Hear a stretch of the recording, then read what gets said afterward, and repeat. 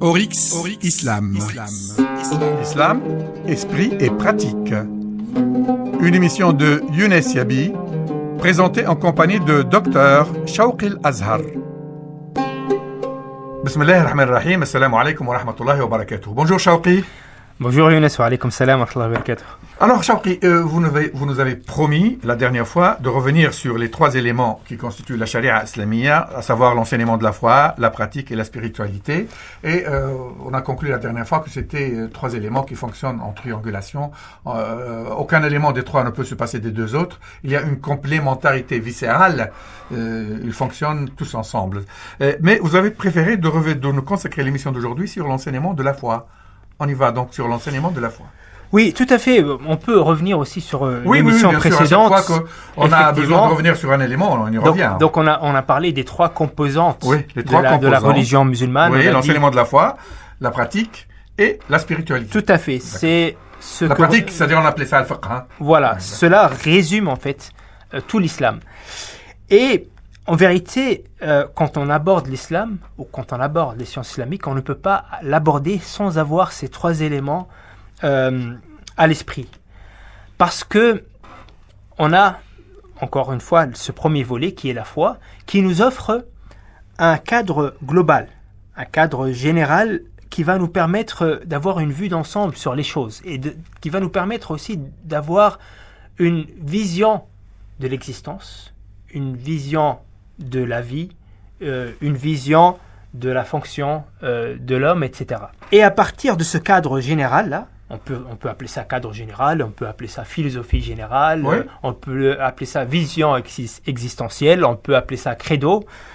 Mais à partir de cela, on va pouvoir inscrire les éléments plus détaillés de l'islam. Dans cela, on peut inscrire les éléments pratiques. Et souvent, malheureusement, c'est ça qui pose problème, parce qu'on va directement voir l'islam comme un ensemble d'interdits ou de choses qu'il faut faire ou ne pas faire, sans les inscrire effectivement dans cette conception. On tombe directement dans le halal et haram. Voilà, sans les inscrire dans cette conception de la vie qui va nous permettre d'en dégager les objectifs.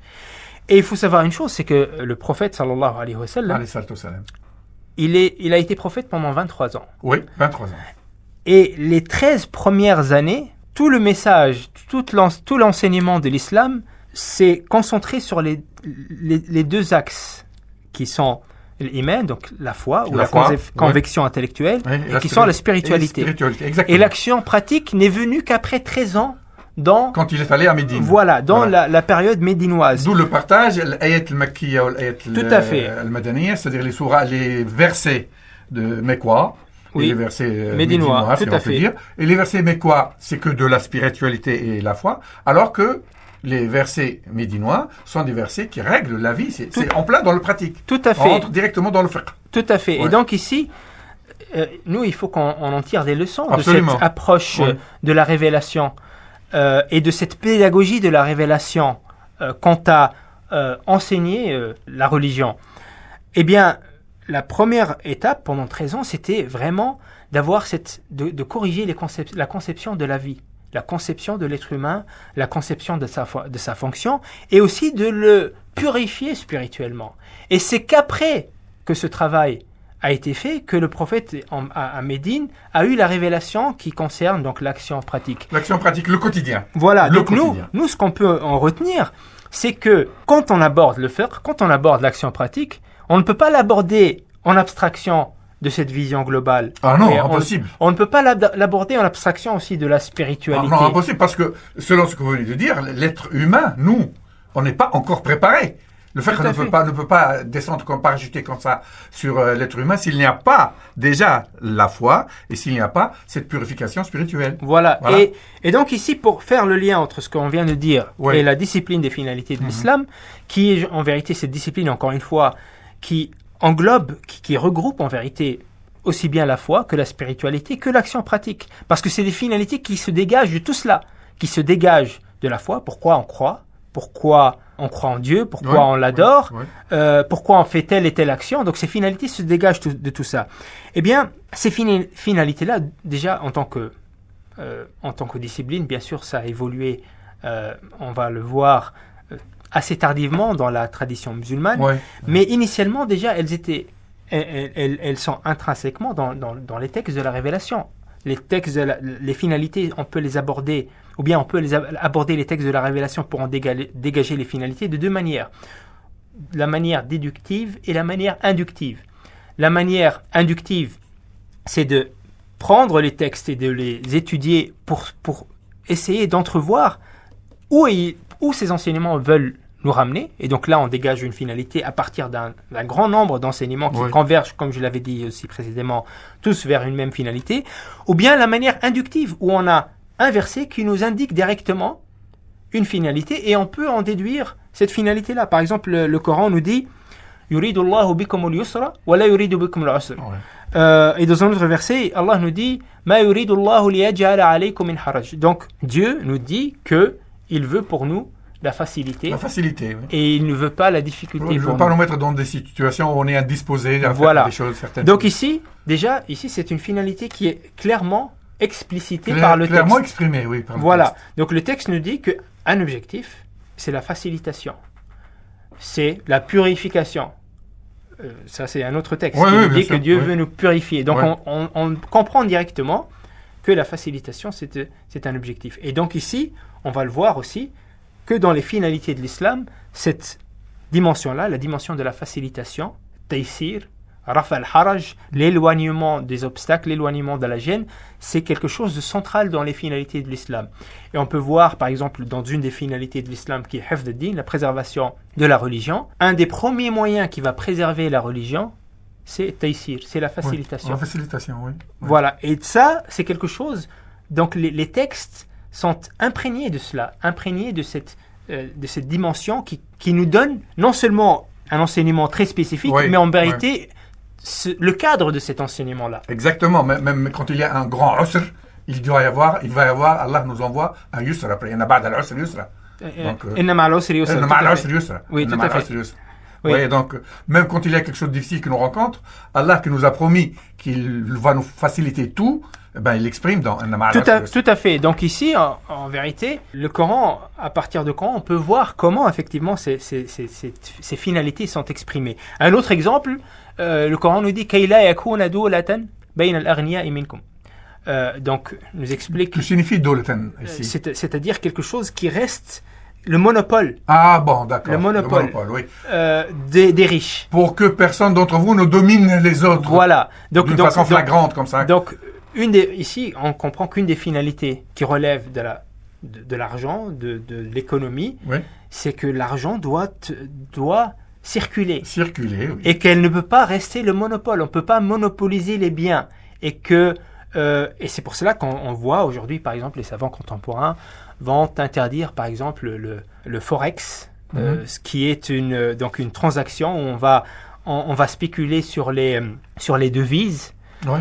Et donc, ici, ils l'ont interdit. Pourquoi? Parce que, normalement, en islam, l'argent, elle doit servir toute la communauté. Oui. C'est-à-dire que quand je vends un bien, celui qui va transporter ce bien, il va en bénéficier. Oui. Celui qui va le fabriquer, qui l'achète, etc.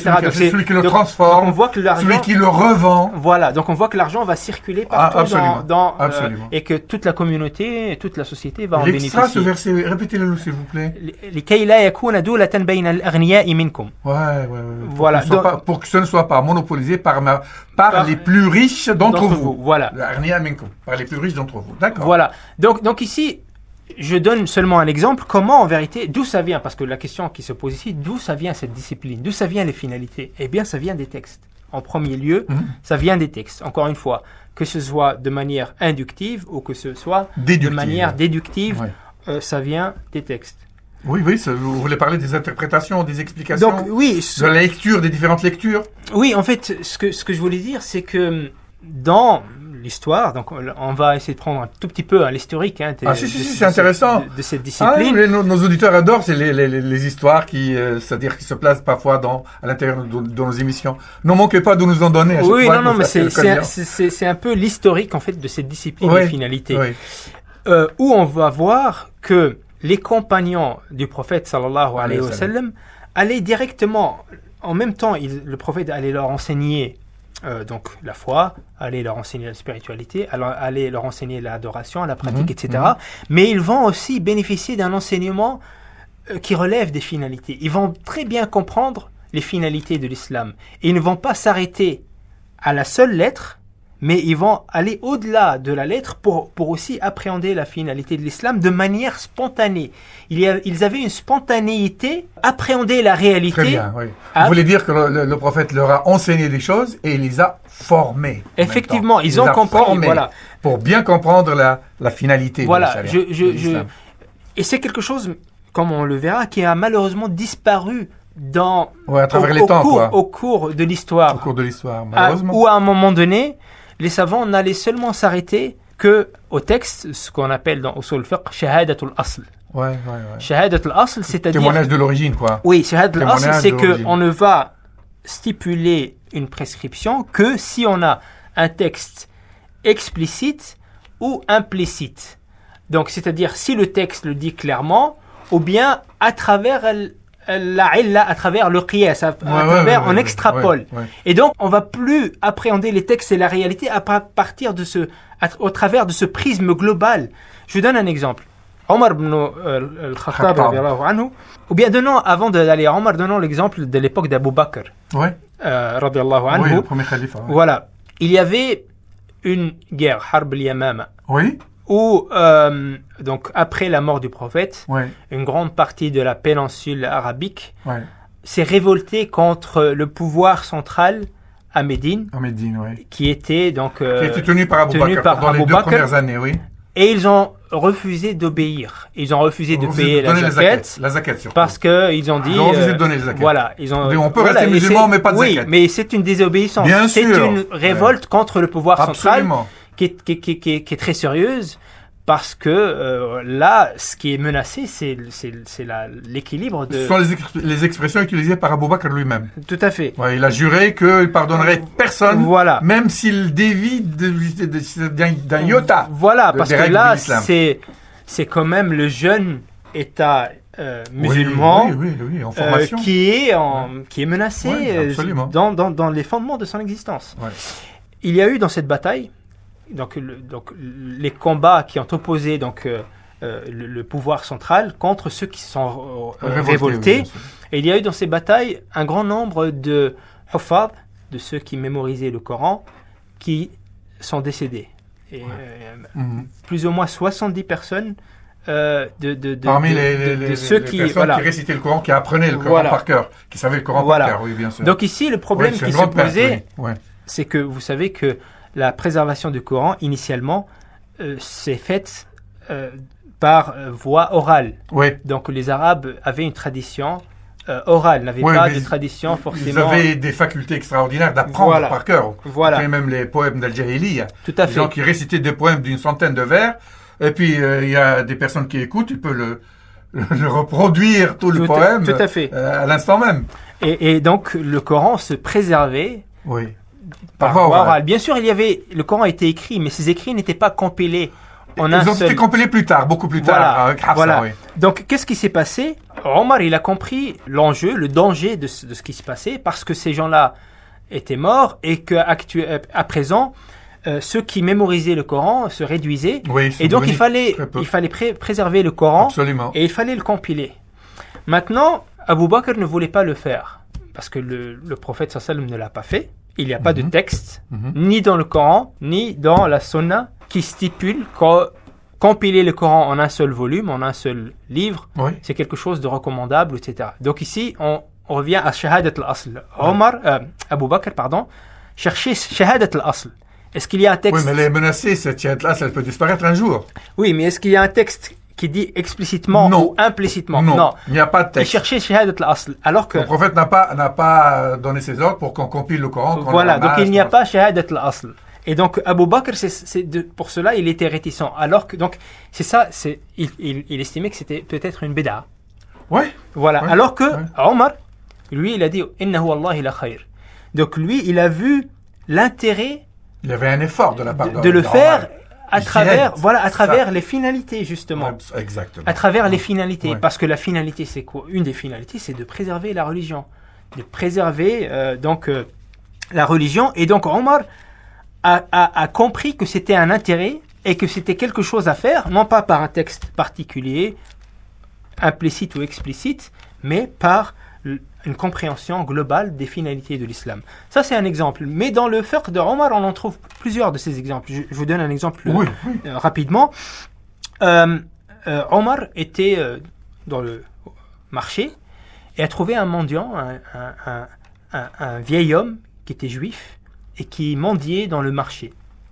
Et Omar lui a demandé, mais qu'est-ce qui t'a poussé à faire cela, à mendier?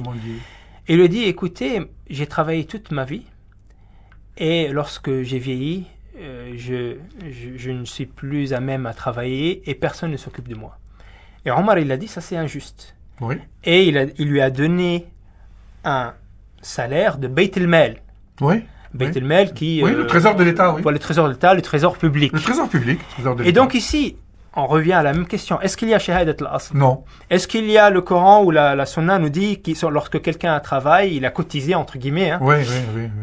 Et qu'il atteint un certain âge où il n'est plus capable de travailler, vous donnez-lui, parce ce n'est ni prévu dans la zakat, ni prévu dans aucune prescription. Législation, quoi. Voilà.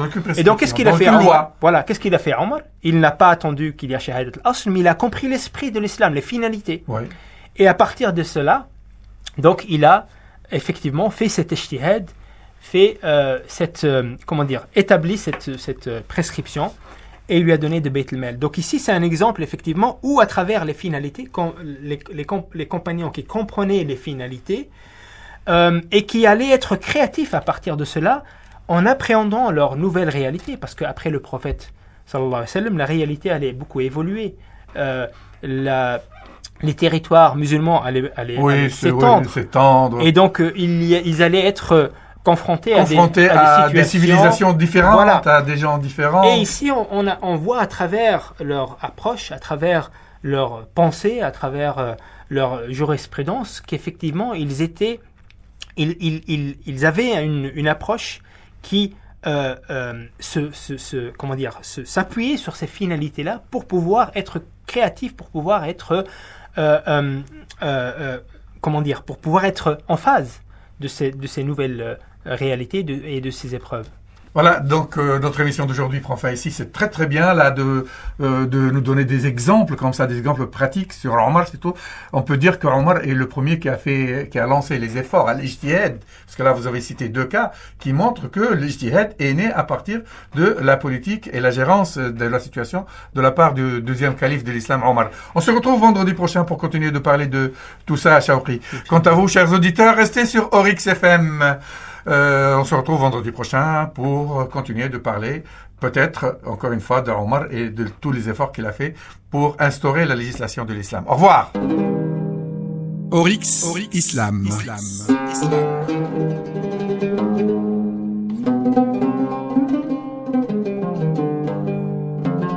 L'islam, esprit et pratique.